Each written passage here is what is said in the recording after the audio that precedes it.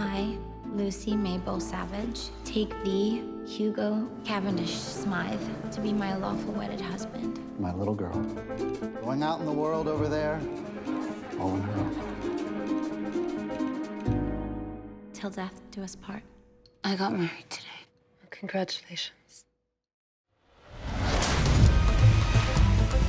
I'm a whore. I have no time for politics. Can we have some fun? Cameron makes love to you. Somebody needs to.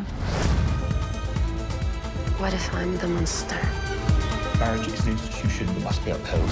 And for love, Hugo. People do it for love. Which girl do you want to be, Lucy? I don't. Like you! I've seen a woman who's free.